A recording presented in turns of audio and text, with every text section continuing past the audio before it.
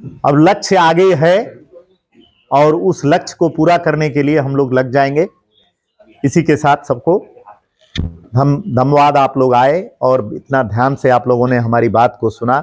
हमारी बहनें, हमारे बुजुर्ग और हमारे सभी साथी बच्चे और बच्चों से मेरा आग्रह है कि आप लोग खूब मन लगा करके पढ़िए, अपने को विकसित कीजिए और अपने को स्थापित कीजिए जीवन में, जिससे आपके इतिहास को लोग पढ़ें। धन्यवाद। हरिशंकर सिंह साक्य जी, मैं नहीं पहचान पा रहा हूं। अगर आप यहाँ जी आइए, आपका स्वागत है सर। हम तो यहाँ के साक्या लोगों को ढूंढ रहे हैं और हम लोग इतनी दूर से आए हैं और यहाँ के साक्या लोग जो है किसी भी कारणवश नहीं है, तो कोई बात नहीं, आप आए हैं, बहुत बहुत स्वागत है आपका जी। सभी लोगों को बैरंजा बौद्ध विहार की तरफ से नमो बुद्धाय। अपने ही समाज से हमेशा तैयार रहने वाले और हमारे साथी, जिनका एक लड़का था उसका हाथ कट गया था।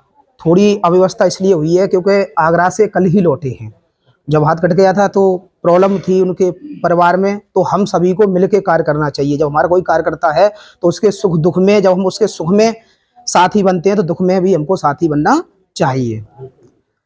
जैसा कि ये बैरंजा, हम थोड़ा प्रकाश डालेंगे। ये ताऊ जी थे, हमारे परिवार में ही आते हैं। जब हम छोटे थे और जब यहाँ पर किसी को ये जानकारी ही नहीं थी कि आखिरकार ये बुद्ध हैं क्या, सब गांव के हों या क्षेत्र के हों, उस समय बुद्ध भगवान को नहीं पहचानते थे, न जानते थे। तब ये इतिहास पढ़ा करते थे, पहले तो प्रिंसिपल थे। तो जब ये इस इतिहास के बारे में जाने, जब इन्होंने घूमने का अथा तो घुमक्कड़ जिज्ञासा, जैसा कि राहुल सक्करतन जी ने अपना लेख लिखा है, तो इनकी घूमने की प्रवृत्ति थी ज्यादातर। जब जो घूमने वाला व्यक्ति होगा वो 4 जगह जाएगा तो 4 तरह की बातें मिलेगी और 4 तरह की बातों में से हो सकता है 3 बातें आपके हकीकी बात हो। तो जब ये घूमने पर उन्होंने देखा कि आखिरकार जो बुद्ध हैं, बुद्ध हमारे पहले तो वंशज हैं। इन्होंने करुणा त्याग की भाषाएं दी हैं और प्रत्येक देशों में, लगभग पूरे विश्व में 194 देश ऐसे हैं जो तथागत बुद्ध की वाणी को मानते हैं और उनके पद चिन्हों पर चलते हैं। ऐसा विश्व में ऐसा कोई भी धर्म नहीं है जो इतने देशों में मनाया जाता हो, केवल एक अपना ही धर्म है और इस पर चलने का सिर्फ और सिर्फ कारण ये है कि यह त्याग, तपस्या, बलिदान और मानव को मानव की पहचान कराने वाला धर्म है। जब ये चला करते थे उस समय गांव की एक स्थिति थी, जैसे अभी हम कहते हैं नमो बुद्धाय, उस समय कोई भी गांव के लोग इनसे नमो बुद्धाय नहीं कहते थे, बदले में कहते थे मरो बुद्धाय। क्योंकि जब गांव में कोई कार्य हुआ ही नहीं है, उस कार्य की आप अलग जबाओगे तो उस समय आपको कष्ट ज्यादा सहना पड़ेगा। उस समय कहते थे, तो इन्हें की केवल ये थी, सुनते सबकी थे पर करते अपने मन की थे। तो ये जो काम ये अपने मुंह से नहीं करते थे, वो अपने लिखाई से करते थे। जो भी होता था वो लिखने की प्रवृत्ति थी। किसी ने क्या बोला, क्या हमारे हक की बात है, तो अपनी कागज में लिख लिया और वो थोड़े थोड़े कागज इकट्ठा करके उसका एक निचोड़ बनाते थे और निचोड़ बनाने के बाद अपनी किताबें छपवाते थे अपने रुपए से। और अपने रुपए से किताबें छपवाकर, हमारे पड़ोस में गांव है नगला मनसी, भोजपुर और यहाँ पर नगरिया और अगरपुर, ऐसे गांवों में जो कम गांव हैं अपने समाज के, लेकिन उन समाजों में अपने रुपए खर्च करवाकर अपने साथ बैठाकर, और मैं साइकिल चलाकर उनको बैठाकर ले जाता था और किताबें बांटता था। जागरूकता का काम ये सबने किसी ने किया है, तो इनसे ज्यादा किसी ने नहीं किया है। जिस तरह से सम्राट अशोक जो कि इस धम्म के माने जाएं तो सबसे बड़े प्रवर्तक हुए हैं, उन्होंने अपनी पुत्री एवं पुत्र को यदि विश्व लेवल पर यदि वो श्रीलंका नहीं भेजते तो हो सकता है विदेश वाले जो देश हैं वो शायद इतना नहीं पहचान पाते। जब विदेशों में ये धम्म फैला, उनके पुत्र एवं पुत्री गए तो अन्य देशों के लोग भी वहां पर मौजूद थे, तो उन्होंने इस तरह से पूरे क्षेत्र में पहुंचाया, उधर विदेशों में पहुंचाया। यदि क्षेत्र में क्षेत्र में एक पहचान दिलाने का यदि किसी का काम है, क्षेत्र में एक पहचान दिलाई है, तो सम्राट अशोक से कम नहीं है हमारे ये जोगराज जी, जिन्होंने इसकी अलग जगाई।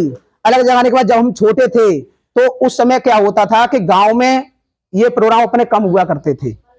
जब कम हुआ करते थे तो एक छत पर बैठालते थे। छत पर बैठालने के बाद ये जो नादस्साई बोली जाती है उसमें मीठी खीले डालकर वंदना कराते थे गौतम बुद्ध की, भगवान जी की। भगवान जी वंदना कराने के बाद अपने थोड़े प्रवचन दिया करते थे। उस समय प्रवचन सुनने के लिए हमारे पास बहुत भीड़ है, 8 या 10 आदमी बैठा करते थे और 4-5 लड़के बैठा करते थे। उसी 5-6 लड़कों में मैं भी बैठता था जब मेरी एज छोटी थी। लेकिन इनके विचार बचपन से पढ़े तो वही विचार ये जो आप सामने ये दिखाई दे रहा है, इनकी सबरी मुख्य भूमिका है, इन्होंने ही कार्य किया है। हम लोग तो केवल इनके पद चिन्हों पर चल रहे हैं। जैसा कि आपको मालूम होगा, आज से शायद 10 साल पहले ये इस जो आपको ये दिखाई दे रहा है ऐसा कुछ भी नहीं था। इन्होंने लेख लिखे, चाहे मुख्यमंत्री हो, प्रधानमंत्री हो, वहां तक अपनी बात पहुंचाई। बात पहुंचाने के बाद इनकी फाइल स्वीकृत की गई, और फाइल जब स्वीकृत की गई तो विकास अपना तभी संभव है जब अपने लोग जड़ पर हों और ऊपर कोई सुनने वाला हो। जब दोनों पहलू हमारे इकट्ठे हुए तो ये हमारा जो विकास हुआ है उनमें अग्रणी कोई है, तो इनसे ज्यादा मेहनत करने वाला कोई नहीं है। उसके बाद अब हम पद चिन्हों पर चलने का प्रयास कर रहे हैं। आपका सहयोग मिलेगा और हम काम कर रहे हैं। सहयोग से आप बहुत बड़ा प्रोग्राम कर सकते हो, सहयोग से आप बहुत उच्च लेवल पर भी पहुंच सकते हो, और जिसका सहयोग कम होगा समाज में वो आप प्रोग्राम आप सफल नहीं कर सकते हो। इन्होंने जब कार्य किया, हम जब इनके साथ थे, हमको तो जानकारी नहीं थी, जानकारी तो सब इनको थी, लेकिन इनको देखकर एक अलग जगी अंदर से, आखिर ये है क्या। फिर हमने भी पढ़ा, जब पढ़ा तो पढ़ने पर हमें प्राप्त हुआ कि यदि पाल वंश में भी यदि सबसे ज्यादा उस समय कोई धर्म माना जाता था तो बौद्ध धर्म से ज्यादा कोई धर्म नहीं माना जाता था। नालंदा विश्वविद्यालय जिसकी अभी जिक्र हो रही थी, नालंदा विश्वविद्यालय को बनाने के लिए महेंद्र पाल जी ने 5 गांव दान में दे दिए थे। उतनी भूमि देती थी उस समय। वो क्यों दे दी थी? क्योंकि उन्होंने देखा कि शांति पर, लोगों को शिक्षा की और लोगों को अलग और एक मानवता की, मानव को पहचानने की यदि कोई धर्म आगे बढ़ा सकता है, यदि किसी की भी ज्ञान देने की क्षमता है तो बौद्ध धर्म से किसी की ज्यादा नहीं है। और पाल वंश के उस समय शासक सर्वाधिक 90% इतिहास में ये लिखित है कि सभी बौद्ध धर्म मानते थे। ऐसा क्यों? ऐसा कारण सिर्फ और सिर्फ यही था कि उस समय जब छुआछूत की बीमारी थी, उस समय जब यहाँ पर लोगों को मानव नहीं समझा जाता था और इंसान की कीमत कम हुआ करती थी और जानवरों की कीमत ज्यादा हुआ करती थी, उस समय ये मानव को मानव से पहचानने की, मानव को मानव से मिलाने की कार्य किया करते थे। इसीलिए लोग सब इनको मानते थे, पहचानते थे। ऐसा ही हुआ था मथुरा में आने पर गौतम बुद्ध जी के। जब ये मथुरा में आए थे तो यहाँ के जो बैरंजक जो यहाँ पर जो शासक थे, उन्होंने जो निमंत्रण दिया था कि आप हमारे यहाँ आइए और अपने प्रवचन दीजिए। जब ये प्रवचन देने के लिए आए तो उस समय अकाल था, खाने को नहीं था। तो जो जौ बोला जाता है, पहले जौ को वो करने के बाद उसकी वो बनाई जाती थी लेसी, तो उसको मतलब खाते थे क्योंकि गेहूं थे नहीं। तो उस समय यहाँ पर जब ये देखा, ये जब छोटा थोड़ा मैं जल्दी करूंगा उसको, तो जब जो है ये ऐसी इनको समस्या उत्पन्न हुई, इन्होंने 3 महीने तक अपने यहाँ पर वर्षावास किया और राजा को एक भी अपनी बात नहीं पहुंचवाई कि मुझे ऐसे ऐसे कष्ट हो रहा है, कि आपने यहाँ पे बुला लिया पर मुझे यहाँ पर आने में, प्रवचन देने में कोई समस्या नहीं है, लेकिन हमारे लिए खाने की समस्या है। ऐसा इन्होंने कुछ नहीं कहा। जब इनका समय पूर्ण हो गया, समय पूर्ण होने के बाद वर्षावास जब पूर्ण हो गया तो उन्होंने बैरंजक ब्राह्मण को बुलाया कि आपने हमको बुलाया है, अब हम जो है आपसे यहाँ से जाने की आज्ञा लेते हैं। तब उसको शर्मिंदगी महसूस हुई कि जिसको मैं बुला के लाया था आखिरकार मैंने उसके लिए कुछ नहीं किया, लेकिन तब भी यहाँ से गए। तो ये पावन धरती जो 12वां वर्षावास है, हमको तो खुशी है इस बात की। पैदा सभी होते हैं, हम अचलपुर में हुए हैं और कोई कहीं होता है, लेकिन हमको इस बात की खुशी है कि हमको ऐसा स्थान मिला है जहां पर लोग विदेशों से आते हैं। कोई म्यांमार से आए थे, थाईलैंड से आए थे, जापान से आए थे और कोरिया से आए थे। तो विदेश जो इस धरती को नतमस्तक करने के लिए, चूमने के लिए, देखने के लिए यहाँ आते हैं, और हम तो यहाँ पर पैदा ही हुए हैं, तो जिम्मेदारी हमारी ज्यादा है। यदि हम इस कारवा को आगे बढ़ाएंगे, और बढ़ाने का सिर्फ और सिर्फ एक ही काम है। आज पहले क्या होता था, जैसे एक मीटिंग में मान लो 4 या 5 गांव के लोग होते थे, तो उन्हीं बातों बात पहुंचती थी। लेकिन आज के समय हम ज्यादा से ज्यादा पहुंचा सकते हैं, वो इसके माध्यम से, सोशल मीडिया के माध्यम से। हम अपनी बात को सोशल मीडिया के माध्यम से बहुत जगह पहुंचा सकते हैं। यदि कोई भी आप प्रोग्राम करते हो, उस प्रोग्राम में 100 लोग बुलाइए, 100 लोग बुलाने पर आप 90% उन लोगों को बुलाइए जिन पे मोबाइल है। मोबाइल बुलाने से क्या होगा, ये 90 लोग आपकी बात, हमारी बात यदि वो फेसबुक के माध्यम से, इंस्टाग्राम के माध्यम से लोगों को पहुंचाएंगे, तो एक लोग पर यदि 100 लोगों ने भी देखा, तो 100 पे कितना हो जाएगा, करीब 10,000 लोग हमारी ये बात को देख सकते हैं और अपनी बात को पहुंचा सकते हैं। जब इन्होंने कार्य किया, शॉर्ट में ही करूंगा, तो उसके बाद तब ये कार्य नहीं था, इनके सामने इन्होंने जो स्तूप बनाया है, ये अशोक लाइट बनाई है। उसके बाद इन्होंने जो पत्र लिखे थे मुख्यमंत्री जी को, उस पर जो है योगी आदित्यनाथ जी, जो उत्तर प्रदेश के मुख्यमंत्री हैं, उन्होंने यहाँ पर स्वीकृति दी, तो वो आपका पटिया भी लगी है। और उन्होंने जो है 86 लाख रुपए भिजवाया। 86 लाख के बाद 2 प्रोग्राम पहले जब हम निमंत्रण देने के लिए गए थे माननीय विधायक जी को, तो अपनी फाइल जो है अटकी हुई थी एटा पर, केवल मान्य नहीं हो रहे थे रुपए।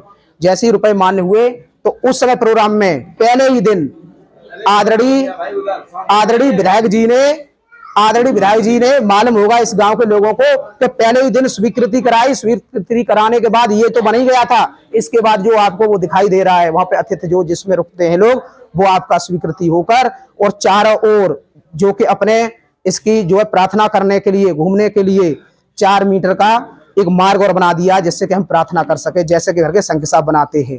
तो यहाँ पर तो गवर्नमेंट आपका रुपया खर्च कर रही है, यहाँ पर तो सरकार रुपया खर्च कर रही है। तो हमारा कार्य यदि हम लोग इसको मिलकर कार्य करें, तो अनुमान लगाते हैं कि उत्तर प्रदेश में यदि कोई सबसे बड़ी जगह बन सकती है, तो अपना ये बहुत बिहार बन सकता है। सब जो पहले कर गए थे, उनके पद चिन्हों पर हम चलेंगे, तो निश्चित तौर से आप इसको बचाए रखिए और इसके पद चिन्हों पर चलने की कोशिश कीजिए। और मेरा पूरा निवेदन है, पूरा आपके साथ गांव है, तो पूरा गांव को लेकर के इस कार्यक्रम को आगे बढ़ाइए। बहुत बहुत धन्यवाद सर। और इसी कड़ी में हमारी कुछ बहनें आई हुई हैं, उनसे मेरा निवेदन है कि वो क्या अपना कुछ अपने गीत खत्म करें। जी, किसका?